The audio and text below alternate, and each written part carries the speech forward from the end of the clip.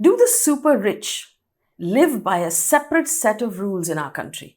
Do they not have to follow the law like the rest of us? Do they get away with murder? Well, that seems to have been the case in Pune this weekend when a 17-year-old brat got drunk with his friends at a bar, then got behind the wheel of a brand new Porsche car that's worth almost 2 crore rupees. He was not licensed to drive it. It was not registered. It had no number plate. He drove it at 160 kilometers per hour under the influence of alcohol. He rammed into a motorcycle and killed 2 young people. The people who were passing by nabbed him, roughed him up and handed him over to the police, who held him for exactly 15 hours and then released him on bail under the most ridiculously lenient conditions. These were the conditions. Work with the traffic police, write a 300-word essay on accidents. So homework, basically. Undergo treatment for your drinking habit, take counseling lessons, and visit the RTO and study traffic rules.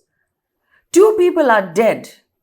And this boy has homework, which he's almost sure not to do. It turns out he is the son of a very, very wealthy real estate developer.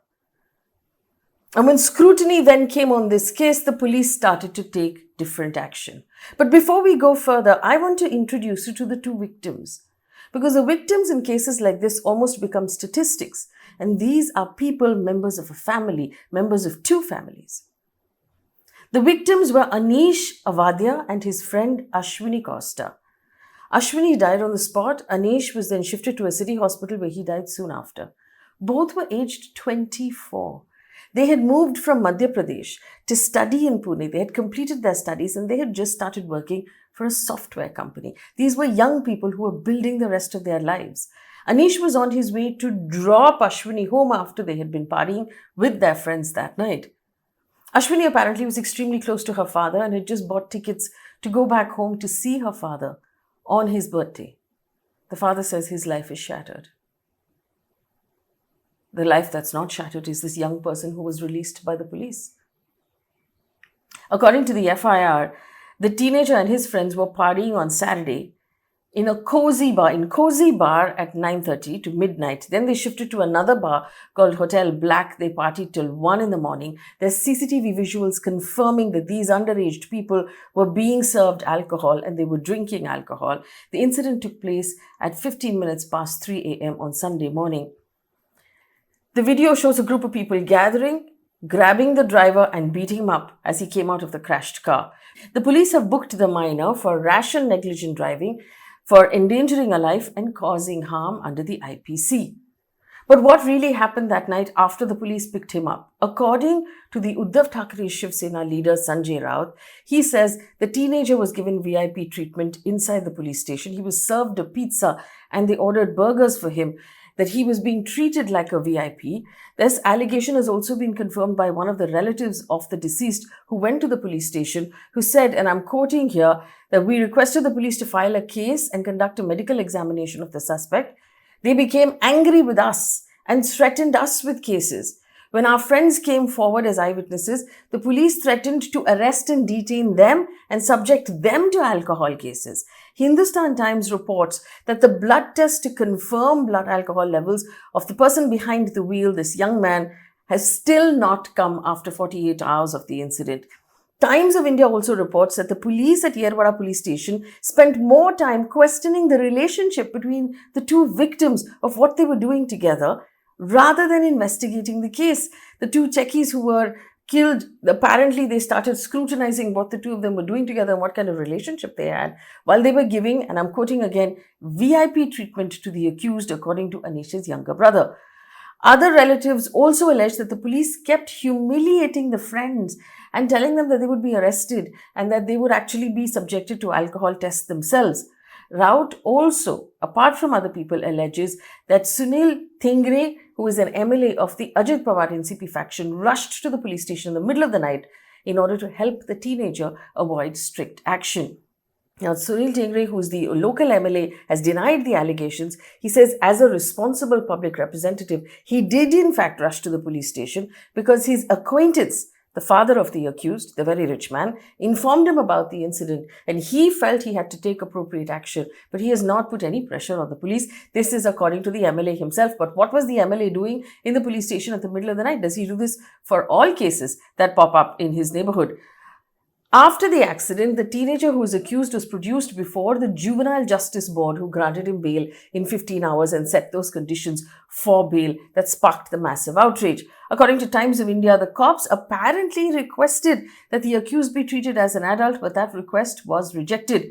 The Economic Times adds that a directive now has been placed by Devendra Fadnavis, and the police will now move to a higher court to seek a trial for this young man as an adult, which could attract a maximum sentence of 10 years. The police have also registered a second FIR, they say. The teenager apparently was driving a car that his father gave him without a valid license, and he was not trained to drive that car. After that, the Pune police now have arrested the person who was managing and running the bars, the two bars at which the minors were served alcohol, including Cozy Restaurant and the second restaurant at Hotel Black. They've also been booked under sections 75 and 77 of the Juvenile Justice Act. Of course, the father has now been picked up because the car belonged to him. And according to our laws, it is the owner of the vehicle who handed the car to the minor who is held responsible. The police have also found that the Porsche car that he had brought for his son is not registered because they didn't pay the fees to the RTO. And the Times of India also says the Pune RTO has confirmed that no PE fees have been paid for the registration of this car that is worth between 1.6 to 2.4 crore rupees for a car. There are several problems with this case. The bail conditions are a problem. The MLA that rushed to the police station, the police themselves, the car that was not registered and being driven without a number plate, and the parents who at this point obviously want to get their child off scot-free. But there's something we need to pause and take a look at, and that is our juvenile justice law. What does the law say? Now, we have a different law, remember, for anyone who is arrested for committing a crime who is under the age of 18. According to the juvenile law, this is not an accused person. This is a child in conflict with the law. That is the official terminology.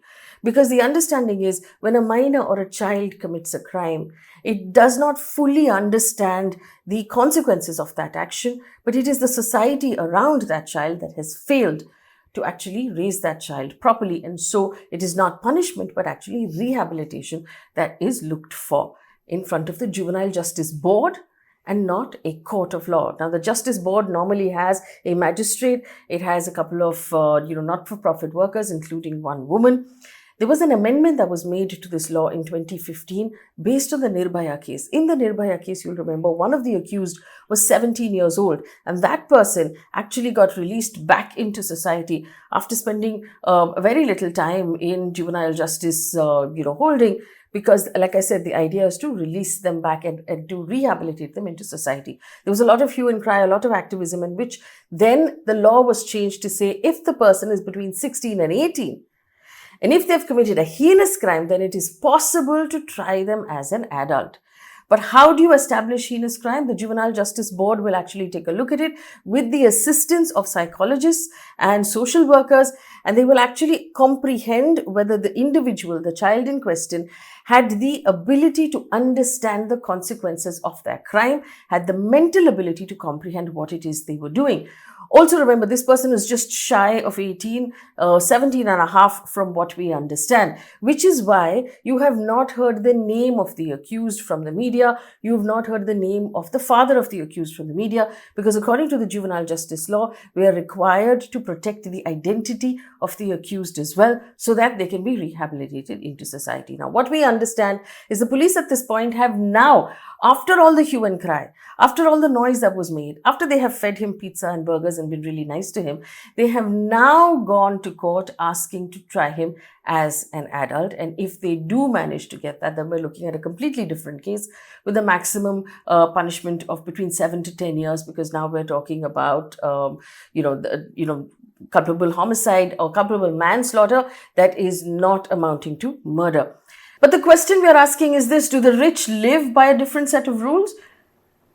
The answer seems obvious, because if this had not come up in public scrutiny, This young man would have gotten away with it. The two people in question who died would have just become statistics that everyone would have forgotten about. The police would have continued to pander to the very rich for money. The MLA would have been summoned by the very rich dad to come and do his bit to put pressure. And the Juvenile Justice Board, who knows what the Juvenile Justice Board is doing? Because while this man is 17 and a half, the two people who lost their lives were just 24. There's hardly an age difference between the two of them, but this is a life and that one is not. We need to make sure that Anish and Ashwini do not become statistics. And it's not just in this case. We have to put pressure that in the future, whenever there is a case like this, the police does its job more responsibly, that it demands more vehemently that bail be rejected. At the end of the day, if a politician is rushing to the police station in the middle of the night, you know who's paying his salary. It's not you and me. He's meant to be a public servant. The police is meant to be public service. The Juvenile Justice Board is meant to be public service. But unless we demand better, the people they will serve are the people with the money.